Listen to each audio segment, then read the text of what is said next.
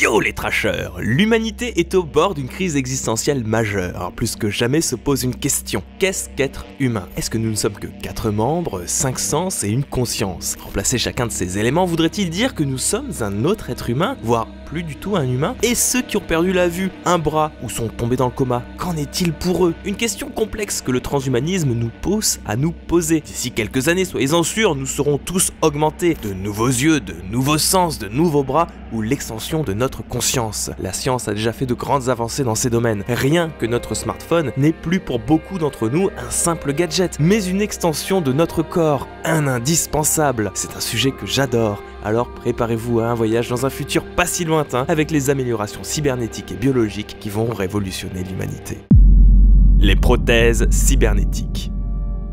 Elles sont les plus visibles et les plus utiles à l'homme à l'heure actuelle. Ces prothèses viennent pallier un handicap moteur, la perte d'un bras ou d'une jambe. Pendant longtemps, de simples prothèses étaient posées sur les personnes amputées. Souvent cosmétiques et gênantes, la science travaille d'arrache-pied pour les rendre plus utiles, plus légères ou simplement plus jolies. À l'image des travaux de Sophie et Oliveira Barata, de véritables œuvres d'art surnaturelles. Ces dernières années, d'importantes innovations ont été apportées aux prothèses. L'objectif est de rendre à la personne sa validité en passant par la robotique. Nombreuses sont les vidéos virales mettant en scène des bras ou des jambes mécaniques popularisées par des personnalités telles que le tristement célèbre Oscar Pistorius ou le biophysicien Hugh Hare, l'homme à l'origine des prothèses de jambes les plus performantes au monde, permettant de marcher, voire même d'escalader le plus naturellement possible. Malgré tout, ces technologies demeuraient assez limitées. Pour les bras et mains par exemple, leur fonctionnement est assez basique. Les prothèses sont connectées aux muscles du moignon, ainsi le patient doit s'entraîner pendant une période assez longue afin de repérer et maîtriser les muscles ciblés nécessaires au mouvement d'un membre mécanique relativement éloigné de son propre corps. C'est difficile et ça manque de naturel. Fort heureusement, d'immenses progrès ont été réalisés. C'est directement votre cerveau dorénavant et vos nerfs qui, via un réseau d'électrodes et de puces, contrôlent maintenant le membre. Et c'est plutôt précis, puisqu'on parle quand même d'un contrôle de la prothèse à 88%. Mais la prothèse est un ordinateur qui ne fait que traduire les signaux du cerveau. Difficile d'imaginer une liaison parfaite entre le biologique et le mécanique. Mais ça n'empêche pas des choses impressionnantes, comme faire revenir à la vie des membres défaillants. C'est la prouesse réalisée par des scientifiques de l'EPFL à Pékin sur des singes. Ceux-ci étaient rendus hémiplégiques par un système d'implants neuronaux. Les signaux électriques émis par le cerveau ordonnant la marche ont été traduits par ces puces, lesquelles se sont chargées de transmettre elles-mêmes l'information jusqu'aux jambes, à la place de la moelle épinière qui faisait pourtant défaut à ces singes. La vision bionique. Nous avons notre enveloppe charnelle, faite d'acier. Bien, approchons-nous du visage et voyons ce qu'il est possible de faire pour améliorer votre vue. Encore une fois, dans le domaine du réel, ces technologies existent, ne reste qu'à les améliorer. Pour les yeux, plusieurs systèmes de caméras se sont développés. On retient par exemple l'Argus 2 qui, dès 2015, a déjà fait grand bruit, puisqu'a permis à une centaine de personnes quand même de recouvrir partiellement la vue. Ces yeux sont en fait une petite caméra liée au nerf optique et qui a la charge de transmettre les informations visuelles qui, à l'aide d'électrodes, vont venir stimuler les cellules rétiniennes encore viables. Le système est fonctionnel, mais largement perfectible. Tout au plus, il permet aux personnes malvoyantes de distinguer des formes et des lumières. Comprenez donc qu'il y a largement de quoi améliorer le système, surtout lorsque l'on sait que l'œil humain, si l'on devait le comparer à une caméra, aurait une définition de 576 mégapixels dans la Fovea, soit une définition infiniment plus importante que n'importe quelle caméra du marché. La Fovea étant la zone de 2 degrés à compter du centre de notre vision, soit le point le plus précis. Plus on s'éloigne de lui, plus notre vision se détériore. Ainsi, il suffirait pour avoir un système équivalent pouvoir atteindre cette définition avec un objectif à taille très réduite. Mais ce n'est pas tout. Au-delà de ça, il est également possible d'améliorer votre vue initiale. Vous connaissez les Google Glass et lunettes en réalité augmentée qui permettent d'avoir une surcouche de données à votre vue dans le quotidien. Par exemple, se balader dans la rue et voir s'afficher les noms des avenues, l'itinéraire le plus rapide pour rentrer chez vous, les restaurants les plus proches, etc. etc. Sachez que sont en développement des lentilles bioniques amovibles qui permettent le même effet, mais du coup sans lunettes. À défaut de s'amputer un œil pour le remplacer par un plus performant, cette solution alternative existe. Et pour aller plus loin, un simple implant dans votre œil va pouvoir stimuler votre rétine pour devenir plus performant. C'est exactement ce que fait le DARPA par exemple, qui développe actuellement une puce permettant aux pilotes de chasse d'avoir une vision plus performante de 120% de ses possibilités. Il ne reste plus qu'à attendre que l'œil caméra progresse, permette toutes sortes de manipulations de la vision, telles que des zooms, une connectivité permanente avec des appareils du quotidien, tels que votre smartphone, et perdre un œil de chair au profit d'un Google Eye sera une option viable pour beaucoup d'entre nous. Les organes artificiels.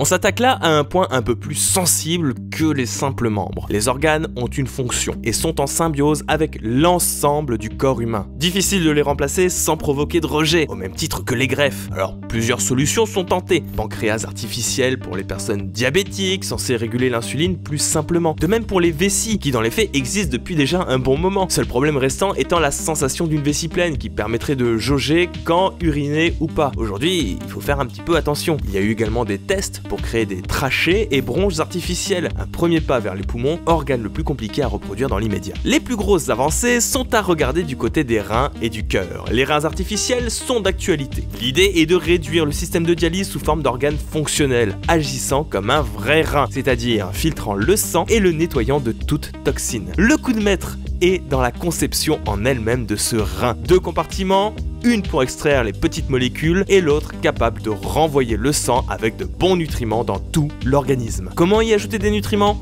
Grâce à un système biocompatible. Oui, on parle bien là de technologie alliant organique et mécanique, une prouesse du domaine du possible qui fait défaut à de nombreux autres organes artificiels et nuit notamment à l'idée de créer des cœurs synthétiques. En effet, pour le cœur, le projet a beaucoup de mal à décoller aujourd'hui. Pourtant, les avantages sont là. Fini l'attente interminable et extrêmement risquée d'une greffe de cœur. Le souci, c'est que les rares patients à avoir osé franchir le pas du cœur manufacturé sont décédés. Bon, pas tous à cause du cœur en lui-même, certes, mais ça a mis un stop net et précis à leur élaboration. Si du côté mécanique tout semble un petit peu compromis, reste que le versant organique est lui en pleine expansion. Non pas tellement avec des cellules souches, bien que ça existe, mais accrochez-vous, avec des feuilles d'épinards. Les scientifiques ont remarqué avec surprise que le système veineux des feuilles d'épinards était étrangement semblable à ceux des humains. Une fois vidée de sa chlorophylle, la feuille est translucide et le sang circule. C'est très impressionnant et permet de nous rappeler une chose. Finalement, toutes les solutions sont déjà dans la nature. Dépasser notre humanité, c'est aussi regarder ce qui se fait autour de nous.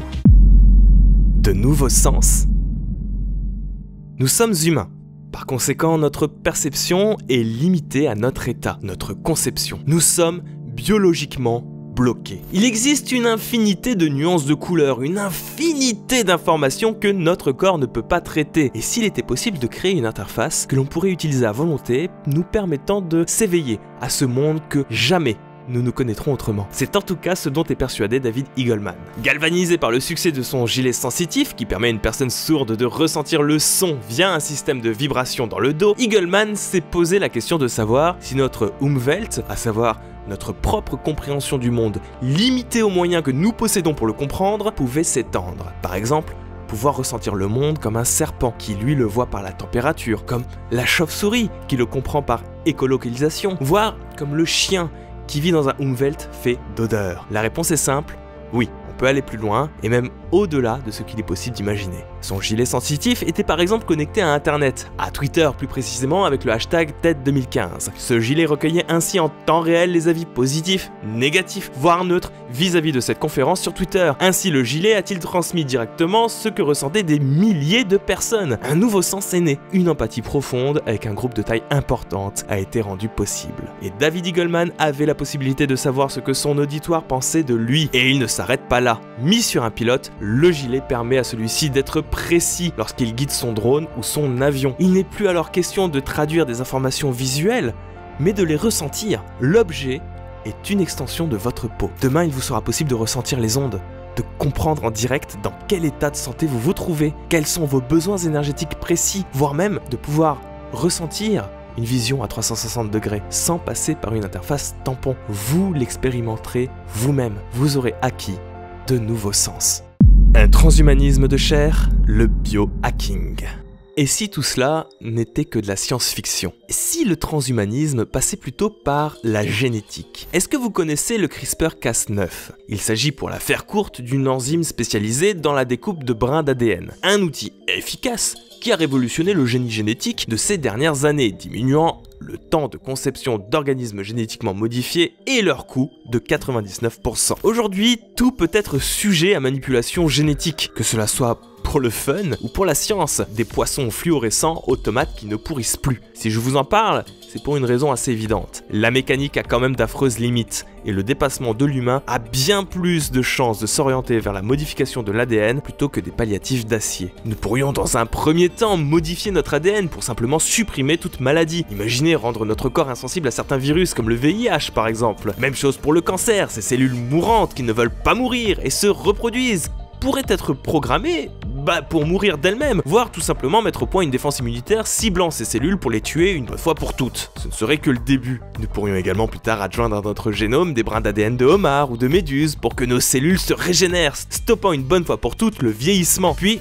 pourquoi pas des yeux performants, des muscles plus robustes, une endurance à toute épreuve, et j'en passe. Avec l'assurance que ces gènes-là, d'une manière ou d'une autre, seront transmis à la génération qui suit, peaufinant petit à petit l'ensemble du génome humain. Rien d'alarmiste à envisager ces modifications. Nous sommes nous-mêmes l'objet d'une sélection, qu'elle soit naturelle ou non. 92% des grossesses, par exemple, sont interrompues lorsqu'un cas de trisomie 21 est détecté, ou toute autre malformation génétique. C'est de la sélection qui ne dit pas son nom. Seul ombre au tableau, les effets incidents. On ne sait pas trop s'il y en a et s'ils sont dangereux ou non, puisque nous n'avons pas tellement de recul sur la création d'organismes génétiquement modifiés, la faute à un système législatif qui est plus ou moins permissif. Reste, qu'on le veuille ou non, c'est bel et bien par là que l'humanité se dirige. Du coup, peut-on répondre à notre question? Sommes-nous toujours humain? Finalement, dépasser sa condition d'être humain, c'est peut-être tuer l'humanité. Mais ce n'est pas forcément un mal, il n'y a pas à avoir ici une quelconque considération manichéenne. La nature nous a permis d'évoluer, de nous adapter à elle au cours de l'évolution. Cela dit, aujourd'hui, nous n'avons pas eu le temps de nous adapter au monde que nous sommes en train de façonner. Et si l'étape suivante, le post-humain,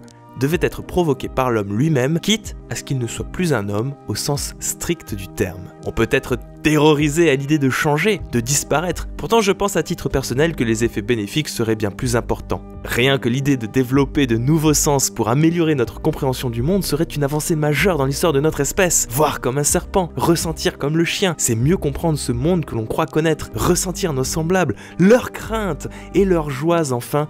C'est être à même d'imaginer un vivre ensemble serein pour une paix durable. C'est à ça que doit servir la fin de ce que nous sommes aujourd'hui.